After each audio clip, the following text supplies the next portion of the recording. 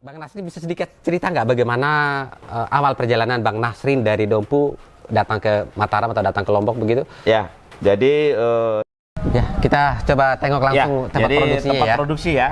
Tadi setelah dari bahan baku. Ingin mengetahui udah pernah ada uji lab kah terkait manfaat dari teh moringa ini seperti apa, Bang? Ya, jadi kita kalau dari sisi legalitas, yang pertama kita sudah punya BPOM. Oke. Yang kedua halal. Halal yang udah. ketiga haki. Haki. Yang keempat itu sudah ada uji namanya uji umur simpan. Uji umur simpan. Ya, ada uji antioksidan, ada ingredient, ada nutrition fact, ada berikutnya CPOTB, ada HCCP, ada COA-nya, ada MSDS-nya. Jadi itu udah gak muat tangan saya. Sudah total dari 14 itu kita sudah punya 13, Bang. Cobain deh kopi daun kelornya ya. Ya. Oke, Sobat Inspirasi, seperti ini kemasannya, Bang Nasrin. Mohon diberikan ini bagaimana? Karena ini hal yang baru bagi kami, jadi takut salah menyeduh atau takut salah ini gitu. Ada treatment khusus nggak? Ada treatment khusus. Jadi ini kelor ini kita buat pertama kemasannya itu adalah zero waste. Zero Jadi waste, ini produk kemasannya, tinggal ini kita ambil.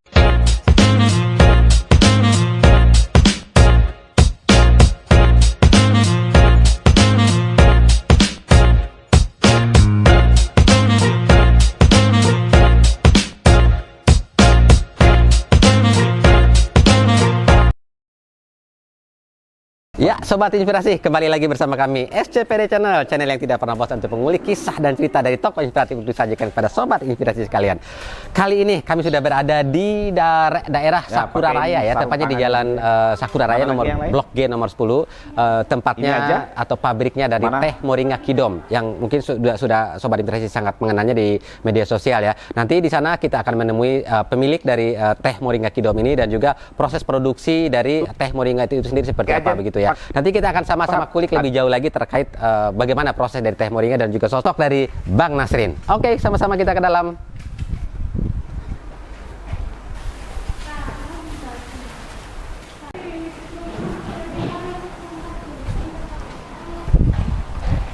Jadi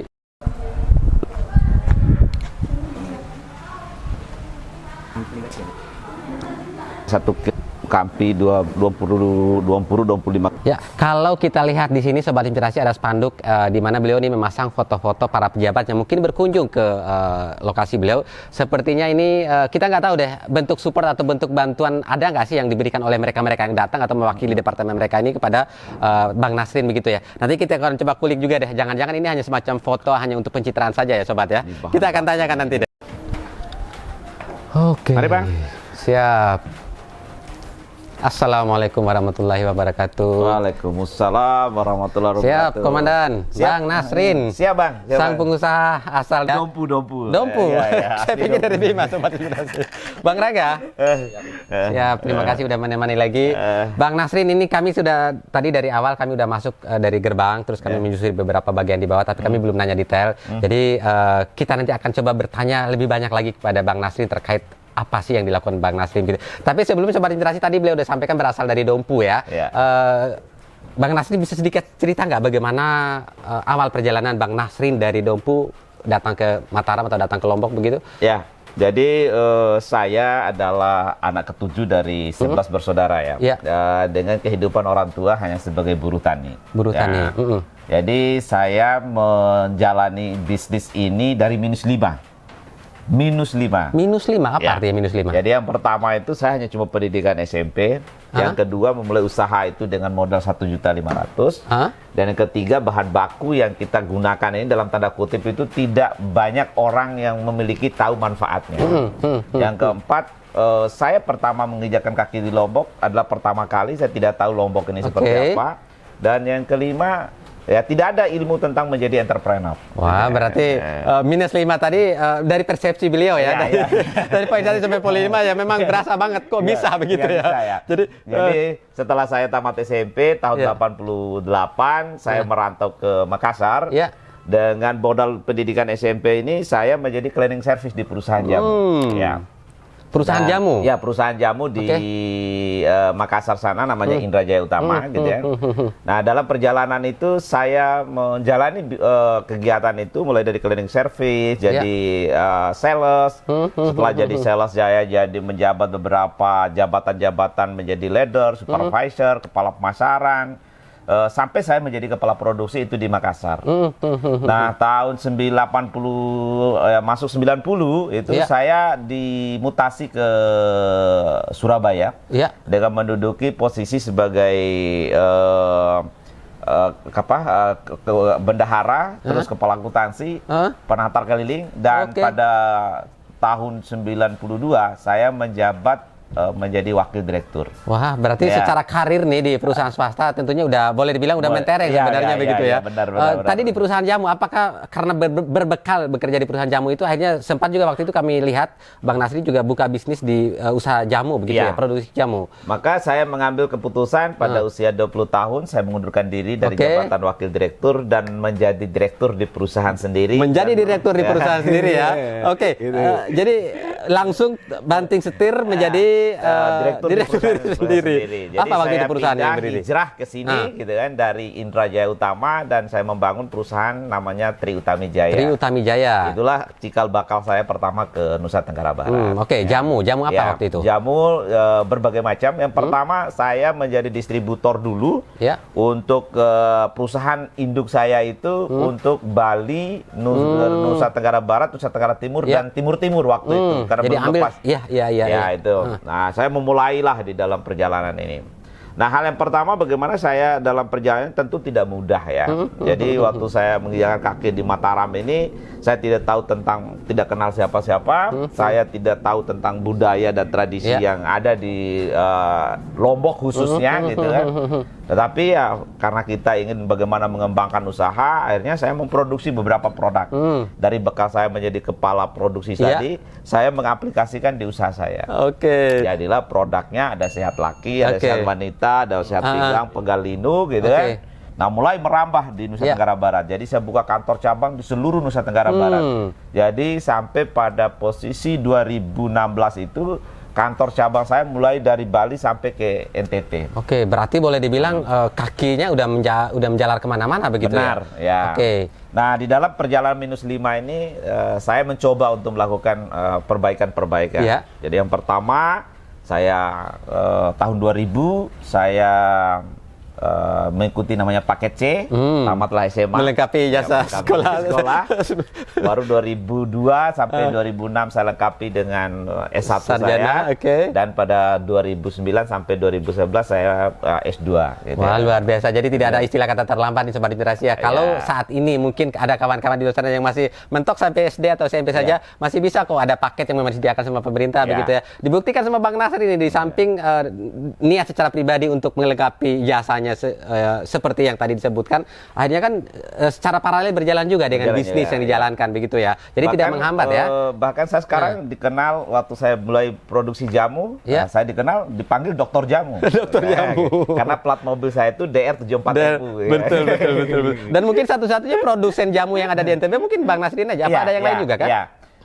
Saya saja yang sudah memiliki legalitas, dan pada 2016 sampai dengan sekarang saya dipanggil Profesor Kelor.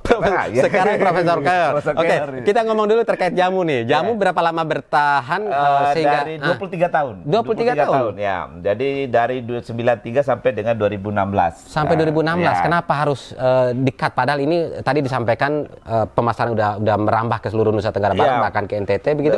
Jadi 2016 itu ada situasional yang membuat saya harus melakukan sesuatu hal untuk bagaimana mengembangkan Kelor. Jadi yang pertama bahwa 2016 itu ada dua hal kejadian yang luar biasa buat dalam usaha saya. Yang pertama itu adalah hampir seluruh UMKM itu sudah bicara tentang online. Sementara mohon maaf kalau kita bicara jamu merupakan khas dari NTB ya. Yang kedua adalah banyaknya buka market modern, di mana yang dulu saya menggunakan offline dengan menggunakan tenaga marketing door to door. Begitu datangnya market modern itu banyak karyawan-karyawan saya yang beralih menjadi karyawan di perusahaan itu. Nah, kenapa itu beralih dari jamu? Jadi 4 hal yang mendasari saya untuk beralih. Yang pertama adalah jamu itu identik dengan kolonial atau dalam tanda kutip usia tua gitu ya.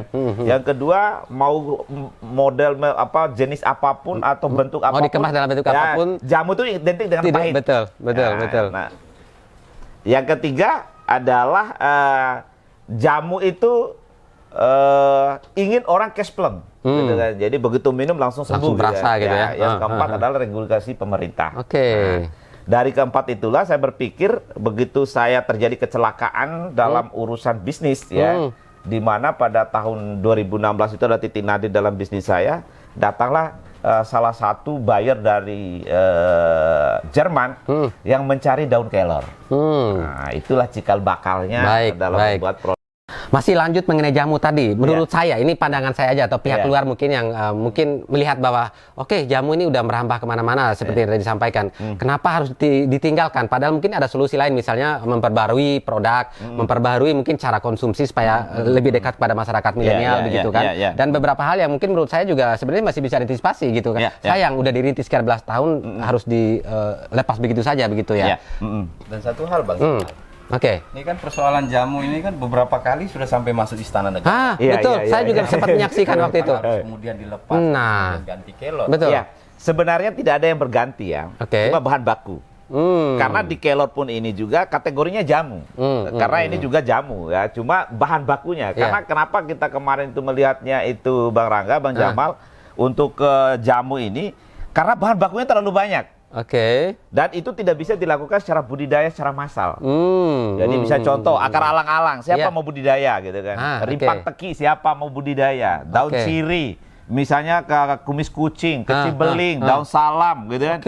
Daun apokat gitu kan? Ribetnya itu ada 50. Jadi kalau kita mau mengembangkan sekarang dalam konsep industri itu yang ada 4 hal. Yang pertama adalah ketersediaan bahan baku. Betul, itu kapasitasnya, kontinuitasnya, terus itu kualitas dan itu menjadi kendala gitu, berarti ya dalam problem kita gitu ya. Sementara kelor ini kan kita bisa budidaya dan itu adalah di Nusa Tenggara Barat dan bahan bakunya cuma satu ini saja gitu, dan bisa kita kembangkan secara massal. Nah, yang kedua adalah peralatan. Nah, peralatan jamu ini juga kan ribet juga gitu. Karena tidak banyak orang yang menggunakan itu gitu. Beda dengan kalau kita dalam bentuk pangan. Nah, yang ketiga dari sisi legalitas. Legalitas ini juga kan lumayan. Karena tidak segampang itu kita mengklaim manfaat, harus ada uji lab dan lain sebagainya. Nah, terus yang kelima adalah dari sisi sarana produksi. Juga itu jadi problem juga. Nah, sehingga sebenarnya tidak ada yang berubah. Hanya penyebutan jamu itu tidak familiar dengan namanya kelor. Sebenarnya kelor ini Paduka menerima penghargaan dari istana. Saya 3 ya, batu zamannya Bu Mega sebagai pengusaha muda pelopor jamu Nusa Tenggara Barat, zamannya Pak SBY dan zamannya Pak Jokowi gitu kan. Apa mereka pernah minum jamu itu sehingga betul. Iya, karena memang kita di asosiasi juga kuat, ada namanya gabungan pengusaha jamu ya. Nah, sehingga itu juga membawa kami pengusaha-pengusaha jamu di setiap daerah itu punya kriteria-kriteria tertentu. Jadi sayang banget ya udah sampai mendapatkan penghargaan, bahkan udah sampai ke istana segala gitu kan. Tidak berubah, hanya penyebutannya saja. Artinya produknya kan memang boleh dibilang udah melekat, bahkan sampai ke sana gitu. Mungkin bisa dijadikan variasi produk dari PT Triutami Jaya kan. Ada jamu sehat laki, jamu sehat wanita, terus ada teh kelornya begitu ya. Sebenarnya itu sih bisa dikembangin ya. Kita kan cikal bakal awal yang kita bisa ngembangin. Tetapi semua itu kan butuh sebuah brand yang lebih ini. Jadi kenapa ini kelor juga lebih familiar lebih ya karena memang proses yang pondasi saya sudah bangun 23 tahun kan. Jadi tidak ucu-ucu begitu tiba-tiba langsung dikenal gitu. Jadi kan orang melihatnya bukan produknya yang brand daripada seorang Nasrin gitu kan. Karena begitu bicara jamu ya Nasrin, bicara Nasrin ada jamu gitu kan. Itu termasuk juga hari ini gitu kan. Orang bicara apapun produknya tapi Pak Nasrinnya lebih dominan, tapi itu diikutkan oleh produk-produknya gitu ya. Jadi yang ada di benak atau di brandnya orang ya Nasrin gitu apa yang dibawa ya itulah begitu ya. Nah, sama dengan brand jamu. Dulu kan jamu itu Sasambo gitu kan. Sekarang menjadi Sasambo Dom. Kenapa itu Sasambo? Karena identik Sasambo itu adalah batik dengan daging, ada bakso dan lain sebagainya. Begitu ada dom ya itu adalah produk jamu atau teh kelor kan gitu. Baik, teh kelor. Ini ngomong-ngomong yang ada di sebelah kiri kanan kita ini apa ini? Nah, ini Bang daun kelor yang kita beli dari petani-petani pengumpul kita yang ada di seluruh Nusa Tenggara Barat, tapi memang lagi sekarang ini lebih dominannya itu dari Kilodompu. Nah, sehingga kita memberi brand itu Kidom itu adalah nama dari singkatan kilo dan dompu. Kilo dan dompu. Nah, sekarang kita tambah M-nya itu jadi Mandalika gitu kan. Kilo dompu Mandalika. gitu. Segini banyak bahan baku itu ini untuk diproduksi dalam jangka waktu berapa lama Ya, segini banyak? jadi sebenarnya ini Bang, kalau memang kita melihat, ini kan kita mempersiapkan untuk 6 bulan ya. Karena di masa musim hujan kita mengambil biarkan tidak panen, tapi begitu panennya kita musim kemarau kita panen gitu kan, supaya lakukan penjemuran. Tetapi hari ini tidak problem karena penjemuran kita sudah bagi menjadi 3. Ada penjemuran dengan sinar matahari terbuka, ada penjemuran dengan suhu panas, dan ada penjemuran dengan suhu dingin. Jadi sekalipun hujan nggak ada kendala ya. Jadi hampir tidak ada kendala sekarang. Ini hanya untuk gudang bahan baku. Bahan baku. Nah, kenapa jadi alasan kita membuat ini bahan baku besar? Jadi kita bicara ekspor itu adalah orang bicara tentang kapasitas. Jadi banyak selama ini orang begitu bule, seperti contoh kemarin dari Jepang datang, begitu dia lihat ini, wow gitu kan. Karena tersedia, karena mungkin mereka sering ya tidak ada kepercayaan dari mereka terhadap para pelaku usaha kita yang bicaranya banyak, tetapi produk bahan bakunya banyak bla bla bla, begitu dipesan tidak ada. Pada saat dibutuhkan tidak disiapkan gitu ya. Sampai 2022 awal ini berapa negara, Bang? Ini sudah kita kirim ke 30 negara. 33 negara sobat yang kita ya. sudah menikmati kelor kita di Nusa Tenggara Barat ini. Dan memang di 30 negara itu masih dalam jumlahnya terbatas ya. Karena bicara tentang terutama masalah COVID gitu kan. Begitu kita sudah siap 2020 kemarin, kita ada COVID gitu kan. Nah, sehingga sekarang kapasitasnya itu hanya hitungannya kilo, hitungannya ratusan, masih hitungan ton. Jadi belum berhitung secara kontainer. Tetapi 2022 ini secara infrastrukturnya apa semua kita udah siap. Nah, sehingga ada orderan ini yang kita lagi garap, ada ke Nigeria, ini kita ada pesanan yang sekitar 20 ton satu kontainer yang kita rutin. Nah, ini juga ada pesanan juga dari Kanada yang dimana Kanada itu dengan spek khusus yang kita harus layani, juga satu kontainer yang juga kita lagi garap. Itu bukan seremonial, Bang. Kan biasanya seremonial. Ya, kalau kita sih enggak ya, karena betul-betul kita ini sekarang kan bicara bagaimana meningkatkan kesejahteraan bagi para petani. Betul. Kalau seremonial ya bisa-bisa saja sih, tapi memang faktanya kan kita sebagai pelaku usaha nggak boleh seremonial gitu kan. Saya penasaran dengan produksinya. Kita lihat ya. Boleh. Siap. Ayo kita. Ngomong tadi mengenai kesejahteraan jadi petani. begini, kita setelah dari sini gilingnya di sini, Bang. Jadi ini barang ini digiling di sini. Oh ya. Jadi ini ditumpahkan aja ke sini gitu kan, tujuannya supaya tidak ada kontaminasi antara bahan baku dengan bahan sudah tengah jadi. Jadi dari sini tinggal dituang ke sini gitu kan. Jadi karyawan itu tidak boleh keluar, dia naik turunnya di situ gitu. Karena tidak terkontaminasi gitu. Jadi di bawah itu ada mesin yang ini kapasitasnya 100 kilo per jam, ini 50 kilo per jam. Jadi sehari kita bisa memproduksinya itu sampai dengan 1,5 ton deh per hari. 1,5 ton per untuk hari bubuk ya. Nah, itu juga yang membuat kita untuk siap untuk ekspor itu, Bang. Jadi selain ketersediaan bahan baku, juga ketersediaan teknologi yang mampu ya, kita untuk produksi. 30 negara itu tidak sekali kan? Iya, itu kan selama dari 2016 itu mulai siapnya itu kan 2021 setelah Pak Gubernur meresmikan pabrik ini, itulah kesiapan kita dalam menuju ke ekspor itu. Ekspor gitu. ya. Oke, luar biasa. Nah, jadi kesejahteraan petani tadi adalah dengan kita membeli ini, itu otomatis petani akan bisa menanam kelor itu lebih banyak gitu kan. Karena selamanya jadi problem di petani itu adalah siapa pasarnya di mana. Nah, kita ini sekarang dengan kita menyiapkan industri, maka otomatis menjadikan petani itu sejahtera. Nah, itulah yang namanya program industrialisasi itu, bagaimana meningkatkan kesejahteraan daripada masyarakat Nusa Tenggara Barat. Pola pemberdayaan yang dilakukan oleh Bang Nasri pada para petani kelor ini sendiri, sistemnya mereka membudidayakan sendiri lalu memanen hasil terus dijual ke Abang, atau Abang yang menitipkan segala sesuatu fasilitasnya untuk Abang tarik lagi gitu hasil panennya? Jadi pertama adalah kita membuat MOU kepada petani. Jadi petani MOU-nya itu adalah seluruh hasil panen kita beli. Dan ini yang mungkin jarang dilakukan selama ini. Andaikan komoditas-komoditas lain dilakukan MOU seperti ini, PHP itu dia. Nah, dengan adanya MOU akhirnya kan keterjaminan bahwa produknya akan terserap ini kan luar biasa terjamin begitu ya. Yang kedua, kita itu memastikan harga. Jadi harga itu kita untuk awal dengan petani itu kisarannya antara 10.000 sampai 15.000 untuk yang kering gitu. Per kilo. Nah, apabila itu bisa terjadi, maka apa kebutuhan mereka?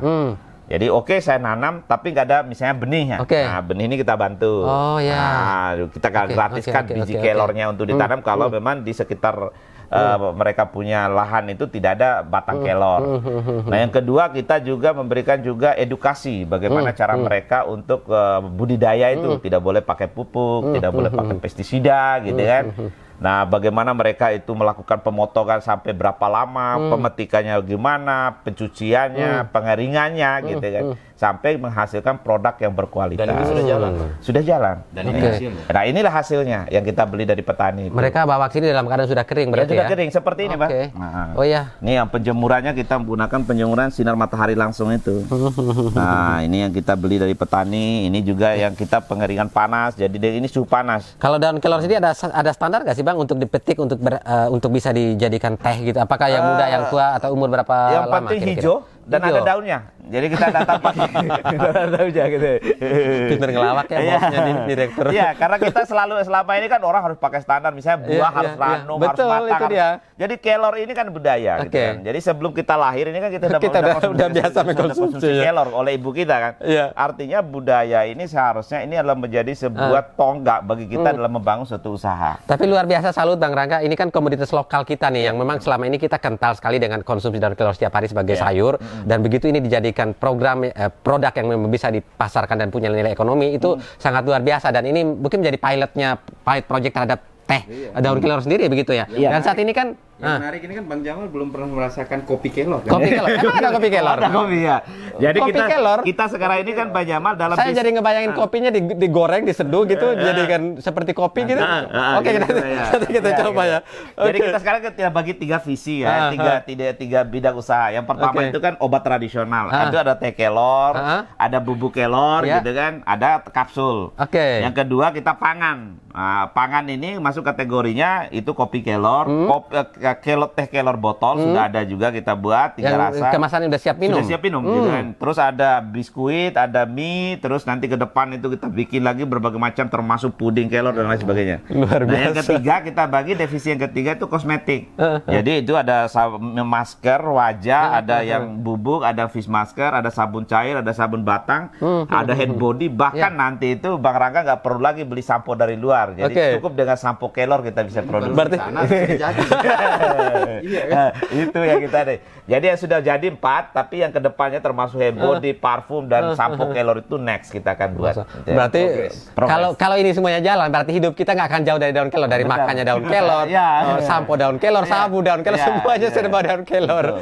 Nah, itulah industri gitu kan. Industri itu adalah bagaimana kita menciptakan produk-produk turunan dengan bahan baku yang memiliki kearifan lokal dan tersedia di sekitar kita. Kita ke ruang produksi ya. Oke, siap. Ya, kita coba tengok langsung tempat produksinya tempat produksi ya. Nah, tadi setelah dari bahan baku itu gitu, kita sekarang akan melihat tempat produksi proses awalnya. Baik. Ya. Jadi kita masuk sini, Bang. Kita masuk ke mana nih? Ini kita mulai dari penggilingan tadi, Bang. Tadi yang dari atas tadi ya? Dari atas itu mesin ini dia tinggal turun ke sini. Jadi ini proses penyerbukan istilahnya. Jadi ini kapasitasnya 1 jam itu ini 100 kilo, ini 50 kilo, dan ini kita sudah pakai dinamo semua.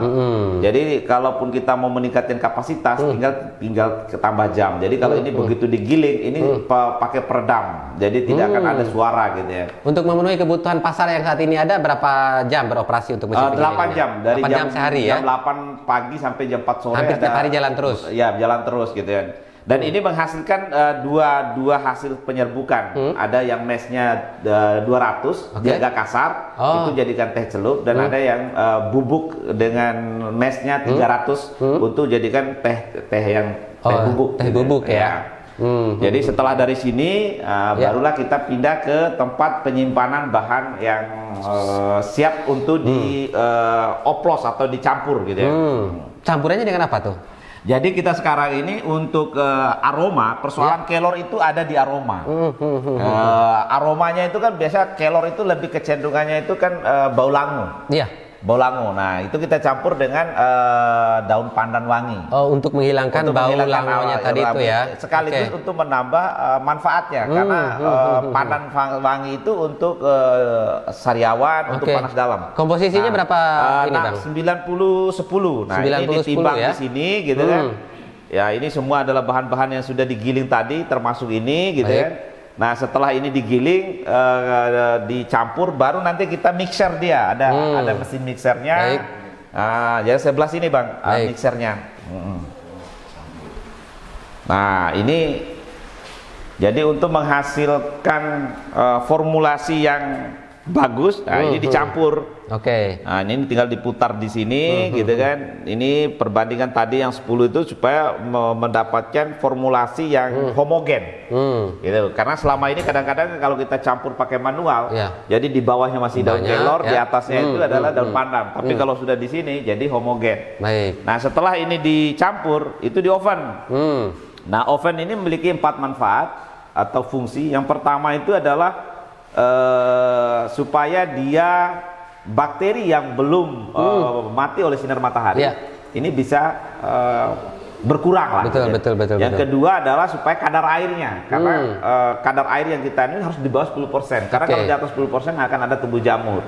Yang ketiga adalah supaya homogen. Yang keempat itu supaya dia matang. Jadi kita konsumsi itu sama dengan kelor yang direbus. Tapi ini di oven. Nah, ini ada 2 ovennya, gitu kan. Oven juga, gitu kan.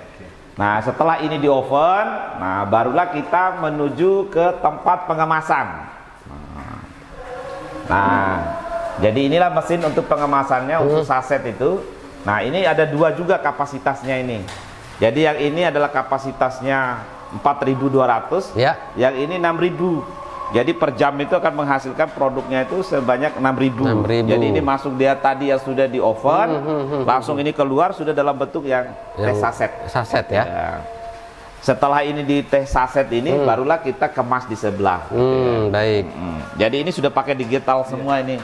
Udah kita tinggal nunggu panasnya aja, karena tadi biasanya pagi. Bantuan pemerintah Bang. Hah?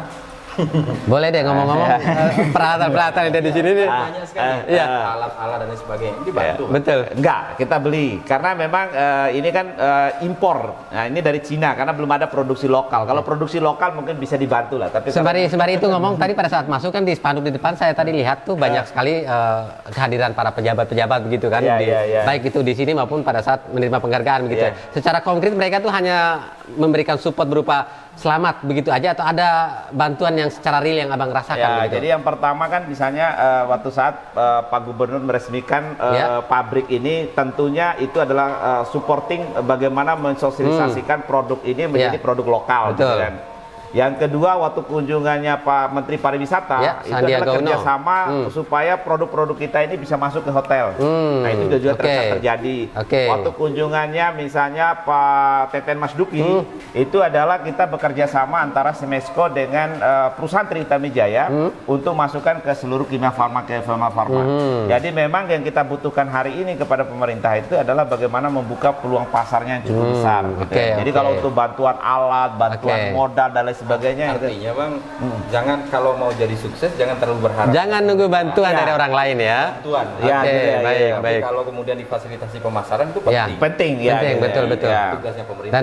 Dan memang ada porsi di mana kita memang butuh bantuan dari para pejabat begitu ya. Betul sekali. Oke. Berarti nggak omong kosong lah Bang, walaupun tidak dalam bentuk materi adalah bantuan tadi ya.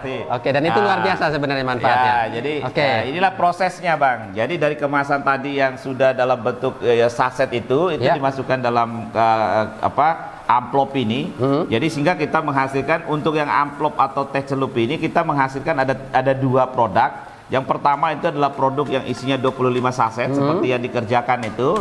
Yang kedua adalah kita untuk masuk ke pasar hotel dalam bentuk kemasannya 250 saset. Tapi ya kalau yang bentuk saset ini tanpa amplop itu juga ada yang isinya 15 saset. Itu untuk pasar kelas ekonomi. Untuk langsung konsumsi di rumah-rumah biasanya ya. Gitu, benar. Nah, jadi ini di lab satu-satu tujuannya supaya tidak terjadi kontaminasi pada saat pengiriman produk kita. Nah, jadi kita ini memproduksi berdasarkan kebutuhan pasar. Jadi nanti kalau misalnya kebutuhan pasar terhadap produk yang bentuk kaleng, kaleng ini pun juga kita bentuk 3 variabel. Jadi ada isi 50 gram, ada 100 gram, dan ada 150 Itu udah gram. jalan produksi itu? Ya, itu. Terus ada juga kita produksinya nanti kopi kelor tadi yang nanti kita juga akan cicipin. Ada juga permintaan pasar yang sistemnya maklun. Jadi dalam bentuknya itu sasetnya saja dengan mereka bisa memproduksi Merek sendiri Ya. gitu? Ada juga kita kerjasama Oke. dengan brand mereka, jadi maklum bisa saja nanti teh Bang Rangga, bisa teh Bang Jamal, Oke. itu tergantung dari pasarnya itu. Dan abang membuka kesempatan bagi orang yang mau sistem seperti itu ya? Sistem maklun. Oke, Ya, oke. maklun, ya. Ini berapa karyawan? Jadi memang kalau karyawan yang rutin yang kita yang sudah tetap itu ada 10. Tetapi ini juga kita dibantu oleh adik-adik kita yang PKL. Jadi misalnya seperti ini dari Universitas Brawijaya. Bukan. Oh, Muhammadiyah. Muhammadiyah. Jadi, ada Muhammadiyah. Jadi yang sekarang yang PKL itu ada dari Brawijaya, ada Muhammadiyah, ada Unram. Ini ada SMK Bayan. Ya. Ada SMK Empang. Ya. Enggak, yang ada SMK Empang juga ya. Pelampang ya. Ada juga dari Pondok Pesantren Sayang Ibu juga yang mau. Jadi Nitipkan kurang ini untuk lebih PKL di ya? sini ada 50-an. Ada 50-an, Bang. Di shift. Yang di shift. Di shift. Jadi ada yang shift pagi ya. Enggak, shift pagi sore ya. Ini yang jadwal sore. Yang pagi sudah pulang. Iya, Jadi shift mereka dari juga. jam 8 sampai jam 12, Bang. Ini yang Oke. jam 1 sampai jam 4. Nah, itu. Oke. Jadi sebenarnya kebutuhan kita lebih banyak lagi, Bang. Nah, cuma karena kita lagi menyiapkan untuk pengeringan dingin itu akan lebih banyak lagi karena harus sortasi dan lain sebagainya. Jadi ini dalam rangka program kita kolaborasi namanya ABGCI ini, Bang Jamal. ABGCI. Ya. Jadi akademisi, bisnismen, good government, social society dan inovatif. Masya Allah, bingung saya mulainya kembali Sobat Inspirasi. Tapi kalau dilihat tadi proses dari awal sampai akhir ini kan udah memenuhi syarat dari higienitas begitu ya. Ya. Oke, nah dari manfaatnya sendiri nih, kita juga ingin mengetahui udah pernah ada uji lab kah terkait manfaat dari teh moringa ini seperti apa, Bang? Ya, jadi kita kalau dari sisi legalitas, yang pertama kita sudah punya BPOM. Oke. Yang kedua halal. Halal yang udah. ketiga haki. Haki. Yang keempat itu sudah ada uji namanya uji umur simpan. Uji umur simpan. Ya, ada uji antioksidan, ada ingredient, ada nutrition fact, ada berikutnya CPOTB, ada HCCP, ada COA-nya, ada MSDS-nya. Jadi itu Udah nggak semua. muat tangan saya. Sudah total dari 14 itu kita sudah punya 13, Bang. Berarti Izin yang untuk memenuhi kita standar untuk ekspor. Oke. Ide-nya, Bang. NIB sudah itu Pasti perusahaan. dari awal itu ya. Jadi kan, perusahaan itu kan ada NIB, ada NPWP, ada SIUP, ada TDP, itu akte pendirian itu sudah kalau perusahaannya. Oke. Karena untuk bisa mendapatkan izin produk harus izin usahanya lengkap. Betul. Jadi sepertinya Sobat Inspirasi juga nggak perlu sanksi lagi kalau memang mau mengkonsumsi teh moringa Kidom karena secara legalitas udah pasti, terus secara proses juga tadi udah memenuhi syarat dari higienitas. Jadi tinggal ini aja ya, tinggal masing-masing aja nih mencoba lalu merasakan manfaat atau efeknya. Secara bahasa ilmiahnya, Bang, manfaat dari daun kelor sendiri yang Abang dapatkan itu seperti apa, Bang? Jadi sebenarnya kalau beberapa penelitian yang sudah berkembang dan Ya. itu sudah viral di internet. Betul. Jadi manfaat kelor ini ada 300 untuk 300 ya? Ya, 300 manfaat. Gitu ya. Cuma kalau secara Balai POM, Iya. manfaatnya itu cuma 3. Oke. Jadi yang pertama adalah bagaimana untuk meningkatkan imunitas tubuh. Iya. Yang kedua adalah detox. Yang ketiga adalah meningkatkan gizi dan protein dalam tubuh. Artinya dalam sirkulasi, dalam pencernaan tubuh kita, apabila kita punya imun ini kuat, Ya. maka yang namanya COVID pada saat sekarang ini akan lewat gitu kan. Jadi sangat recommended untuk dikonsumsi saat-saat seperti ini ya. Dan banyak, Bang. Bentar, Bang Jamal. Oke. Saya penasaran dengan kopi kelor. Kayaknya Kopi kita kelor. dulu. Oh, dan Boleh. boleh. Sepertinya kita kunjungan ke pabriknya udah cukup nih, kita Ya. beralih ke tempat mana lagi nih, Oke, Bang? ya kita ke depan sedikit Ke depan lah ya, untuk kita lihat, beberapa langsung stok cobain produk beberapa produk ya. Produk. Ya, tadi kita udah cobain teh daun kelornya ya. Ya. Nih kita juga punya nih, dikasih tahu sama Bang Nasrin bahwa beliau juga punya satu produk juga yang menurut saya juga masih aneh sih menurut saya, kopi daun kelor ya. Ya. Kidom Cafe ya. Iya, Kidom Cafe. Milenial ya.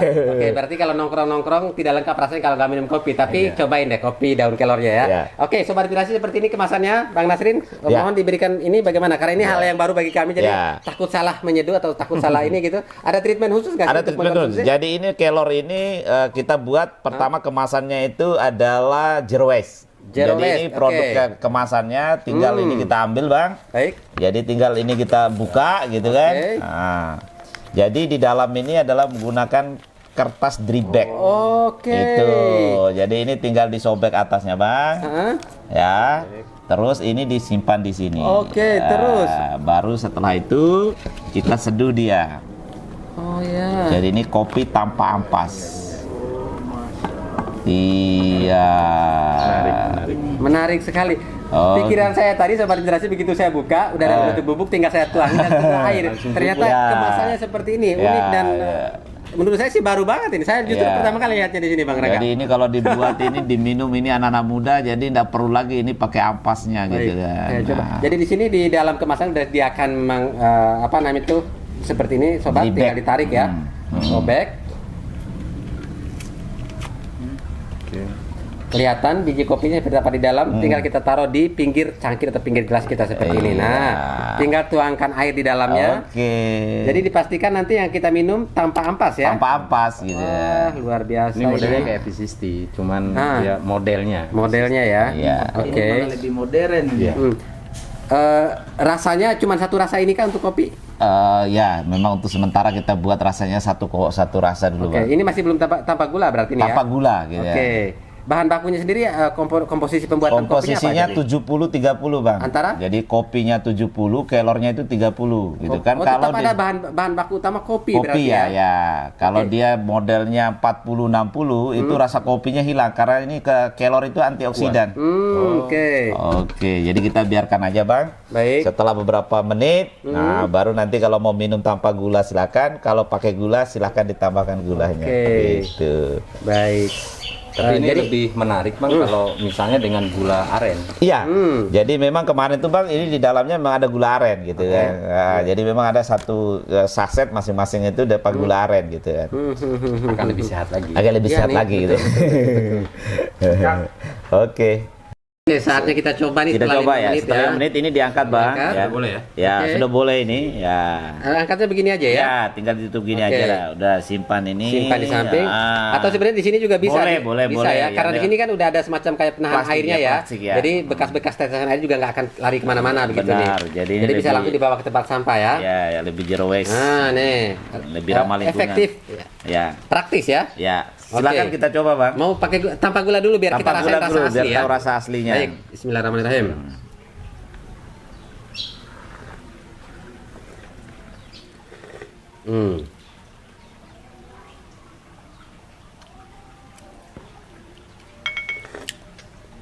Oke. Saya kalau di luar beberapa kali nyobain kopi americano Ya. di Starbucks ataupun di apa tuh Max Cafe Ya. dan tanpa gula yang pasti. Ya. Dan saya bandingin rasanya ini yang ini memang seperti tadi teh berbeda banget rasanya dengan kopi pada umumnya. Dan yang ini aromanya memang daun kelor nggak terlalu kental ya, Ya, tapi aroma dan rasanya itu masih Rasanya berasa gitu, terasa masih berasa banget. Iya. Terasa Jadi, daun kelornya. ya, gitu. daun kelornya masih berasa banget. Pahitnya, pahit khas ya dari kopi berasa banget. Kalau saya Bang, ini sama. Ya. Aroma teh dengan aroma kopi Ya. sama. Cuman di rasanya yang berbeda. Ini sih kalau dibilang kopi, ya saya lebih rekom untuk tidak pakai gula ini. Oh, biar berasa banget kopinya ya. Iya, Iya. Oke. nendang banget. Iya, benar banget ya. Bang, kalau untuk campuran tadi, kalau kopi pasti lewat proses roasting kan? Iya, roasting, Tapi ya. kalau untuk daun kelor sendiri cukup seperti proses tadi aja berarti ya? Bubuknya itu yang dicampur gitu. Bubuknya ya tidak perlu melewati Tidak proses melewati penggorengan proses segala penggorengan, macam ya? iya, benar, Oke, gitu. berarti produksi sendiri di tempat yang sama? Enggak, di tempat yang sebelah sini. Di tempat yang sebelah sini tempat ya? untuk pangan dia. Kurang Jadi, lebih sama lah prosesnya dengan prosesnya, tadi, ya. tinggal mixing aja dengan kopi begitu Kopi, ya. ya. Dan komposisi tadi 70 70-30. 70-30. Ya. Jadi ini kita menggunakan dua kopi, ada kopi Tambora dan ada kopi Rinjani. Oke, ada ini juga, ada keterangannya di sini ya? Ada di belakang, Bang. Ini Oke, sudah di berbahasa belakang. Inggris juga gitu ya. Udah kekinian banget sobat ya, bahasa Inggris nih.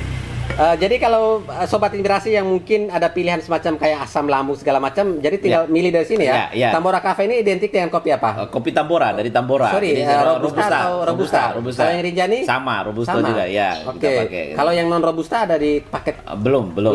Jadi untuk Robusta dulu sementara waktu ya. Sementara ya. Oke, berarti yang ini Robusta sorry yang rasanya asam ya. Ya. Enggak, Arabica ya. Arabica yang asam. Arabica Berarti ini yang yang malah- aman lah untuk dikonsumsi oleh semua Malah ya. saya enggak cocok kayaknya.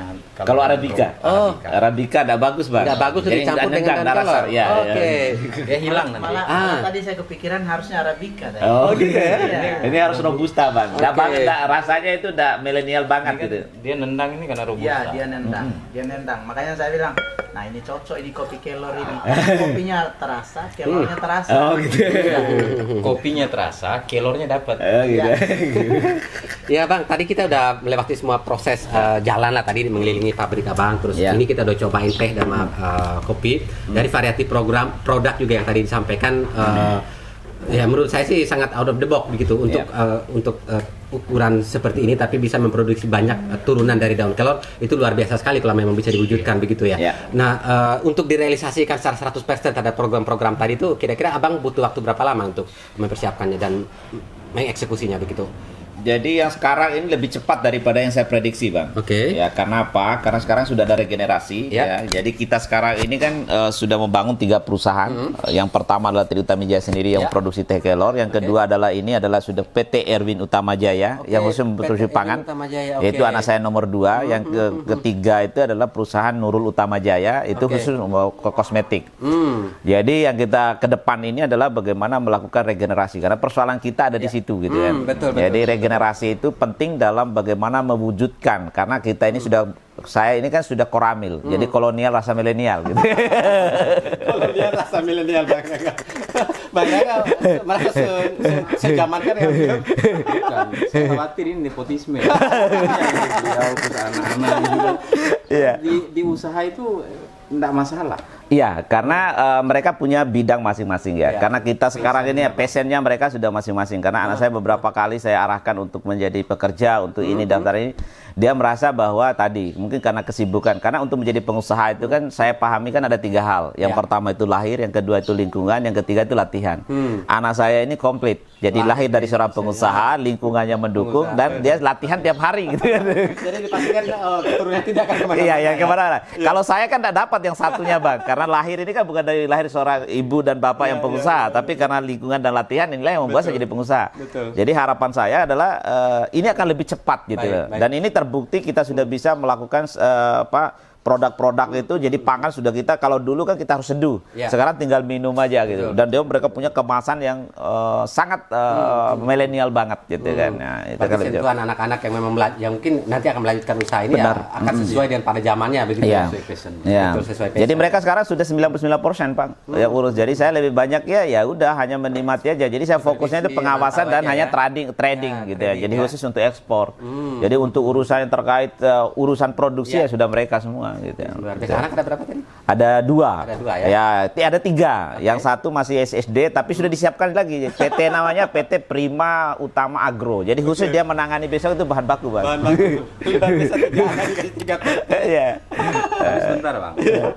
Ini kan sudah banyak rencana ini. Terus kalau boleh nggak dicolek berapa sih omset sebulan? Penting juga tuh. Jadi kita bukannya mau ria ya, tapi memang ini juga kadang-kadang juga bagi seseorang yang penting juga untuk menjadi penyemangat begitu loh. Untuk umum saja. Ya, betul. Bagaimana? Berapa? Jadi kalau cerita 2020 itu saya pernah mendapatkan omset 1 bulan itu 3,5 miliar.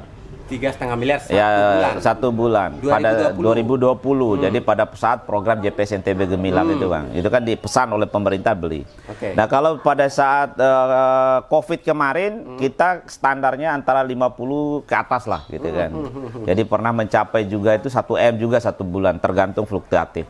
Tetapi untuk 2022 ini rasa-rasanya cukup besar ya. Karena cukup besar karena misalnya sekarang itu pesanan dari Kanada itu kan nilainya 5 M. Nah, itu kalau kita paling 3 bulan sudah terpenuhi itu. Kalau sekarang mereka sudah punya spek khusus. Begitu juga ke Nigeria. Nigeria itu kan 2,5 M. Jadi itu kita bisa. Terus sekarang ini kan banyak sekali sekarang ini dalam motor GP nanti. Ya motor GP misalnya permintaan untuk Timur Tengah 1 kontainer 1 bulan. Bahkan Maroko itu 2 kontainer dia per bulan gitu kan. Nah ini kita terus ini mengembangkan itu kan, kita bagi menjadi 4 zona kan di dunia ini. Jadi ada zona Asia. Itu ada kita ke Singapura, Malaysia, Filipina, terus Brunei Darussalam. Kita ke Asia Afrika itu ada Cina, Jepang, Korea, Hong Kong, Taiwan. Kita masuk ke Timur Tengah itu kita ada Turki permintaan ini, ada kita juga ke Dubai, ada kita juga ke Qatar, ada juga ke Saudi Arabia, Maroko itu kan masuk ini. Dan kita masuk ke Eropa. Jadi Eropa itu ada Jerman, Prancis, Belgia, terus Belanda, Swedia gitu, Spanyol gitu kan. Nah itu kita akan kita ini. Jadi kalau ini kita bisa mengembangkan ini, tentu jauh akan lebih banyak, jauh akan lebih besar gitu kan untuk 2022. Karena kesiapan kita itu ada tadi Bang, ada 4 hal. Jadi produk bahan bakunya, yang kedua peralatan, ketiga legalitas, yang keempat sarana. Jadi Rata-ratanya nah rata-ratanya ya ada bisa bawa bisa kurang ya, relatif ya. Tetapi yang pasti bahwa yang kita sekarang ini apapun yang kita lakukan itu bukan menjadi tujuan akhir kita untuk mendapatnya, tapi yang saya lakukan hari ini adalah bagaimana berikan manfaat kepada banyak orang. Manfaat kepada banyak orang. Mungkin ini juga yang perlu saya klik sedikit ya, tapi nggak usah banyak Bang ya. Selain Abang menjalankan bisnis sendiri, tentunya dengan keluarga sekarang yang melanjutkan begitu ya. Saya juga melihat berbagai media sosial, Abang juga hadir di beberapa seminar, di beberapa pelatihan, bahkan di kampus begitu ya, dalam memberikan materi segala macam. Itu sebenarnya Abang melakukan apa dan atas dasar apa itu dilakukan Bang? Jadi yang pertama adalah kalau di dalam permainan sepak bola itu sehebat-hebatnya Ronaldo dan Messi itu ada pelatih. Sehebat-hebatnya Mike Tyson tetap ada pelatih. Maka pelaku UMKM itu harus punya pelatih. Nah, kita menghadir ke situ adalah memberikan inspirasi, berbagi cerita dan pengalaman supaya mereka tidak berdarah-darah seperti kita gitu kan. Jadi bisa mereka melakukan aplikatif namanya ATM, amati, tiru dan modifikasi. Berarti moto untuk menjadi manfaat buat sesama itu udah luar biasa nih diterapkan dalam kehidupan dan keseharian bahkan begitu ya. Oke, Bang, ini terkait ini kan Sobat Inspirasi yang penonton ini bisa juga orang dari luar Nusa Tenggara Barat ataupun dari NTB sendiri begitu ya. Dan mereka juga datang dari berbagai umur tentunya begitu. Tujuan dari cerita kami kulik ini adalah untuk menjadi inspirasi nih buat Sobat Inspirasi kalian. Kita ingin sebelum kita closing, kita ingin mendapatkan pesan mungkin pesan inspiratif gitu dari Bang Nasrin kepada Sobat Inspirasi yang menonton begitu. Yang pertama, saya memiliki satu konsep manjada wajada. Manjada wajada. Siapa yang bersungguh-sungguh, dia akan menghasilkan, memberikan manfaatnya atau mendapatkan hasilnya. Yang kedua, jangan takut untuk berbagi kebaikan. Karena kebaikan-kebaikan yang kita akan lakukan akan menghasilkan kebaikan-kebaikan lain. Dan yang ketiga adalah dunia tidak selebar daun kelor, tapi kelor Indonesia akan menyebar ke seluruh dunia. Keren ya. Luar biasa Sobat Inspirasi. Bang Rangga mau memberikan tambahan closing statement atau pesan inspiratif terkait apa yang sudah kita dapatkan dari Bang Nasrin begitu. Saya Bang Jamal ketemu sama, saya biasa manggil beliau Pak Dika gitu.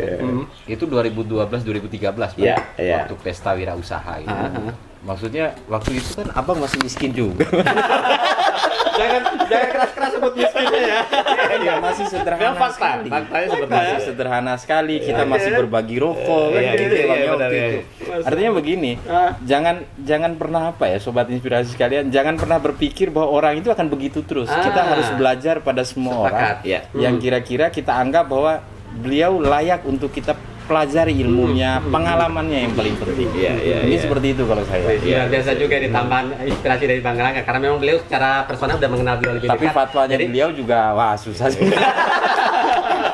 Jadi perkembangan hidup dari Bang Nasrin ya memang layak kalau dijadikan inspirasi seperti tadi sudah kita kulik di dalam bagaimana proses beliau menjalani bisnis dari bisnis satu bisnis yang lain sampai akhirnya bisa survive dan bahkan sekarang dengan omset yang miliaran. Menurut saya sih sangat luar biasa Sobat ya. Jadi Sobat Inspirasi nilai atau pesannya itu jangan pernah takut untuk mencoba dan juga jangan pernah takut untuk mengambil risiko ya. Karena kita tidak akan pernah tahu apa yang akan terjadi kita di depan. Jadi mantapkan dirimu untuk melakukan sesuatu hal yang memang kalian sukai seperti pesan Bang Nasrin kepada anak-anak yang tadi begitu ya Sobat Inspirasi. Oke, kulikannya mungkin cukup kali Bang Rangga ya. Siap. Kami tentunya sangat berharap Sobat Inspirasi apa yang sudah kami sampaikan, apa yang sudah kami kulik tadi bisa menjadi nilai atau bisa menjadi manfaat buat Sobat Inspirasi sekalian dan ambillah manfaat dari apa yang kami bicarakan. Apabila tidak ada manfaatnya, silakan diabaikan saja. Dan tentunya kami sangat berharap para Sobat Inspirasi kalian agar membantu channel kami bisa tumbuh dan berkembang serta bisa terus berbagi kisah inspiratif para sobat yang lainnya. Bantu subscribe ya, cuman klik subscribe lalu tekan tombol notifikasi biar mendapatkan update-nya dan juga share juga linknya kepada sobat-sobat yang lainnya akan makin banyak yang mendapatkan kisah-kisah inspiratif yang kami sajikan begitu ya. Oke, terima kasih banyak. Sampai ketemu lagi pada podcast kami dengan menghadirkan tokoh-tokoh inspiratif berikutnya. Terima kasih. Assalamualaikum warahmatullahi wabarakatuh. Terima kasih banyak Bang Fadri, Bang Rangga dan juga Bang Nasrin. Terima kasih Bang Jamal, terima kasih Bang kameramen dadakan. Mungkin Bang Nasrin bisa sampaikan deh bagi Sobat Inspirasi yang ingin mencoba atau ingin memesan dari teh daun kelor maupun kopi daun kelor, di mana harus memesan? Silakan disampaikan, Bang. Yang pertama adalah di industri ini, Jalan Sakura Raya, Blok G nomor 10, PT SWT Indah Mataram. Yang kedua, kalau untuk di Nusa Tenggara Barat, itu ada di NTB Mall. Untuk online, hampir seluruh online. Ada Tokopedia, ada Blibli.com, ada Shopee. Pokoknya tinggal cari aja Tri Utamija atau Tekidom, itu sudah bisa ketemu di mana-mana. Baik, jangan sungkan untuk langsung memesannya, Sobat Literasi. Rasakan manfaat dari teh daun kelor ya. Iya. Oke, terima kasih.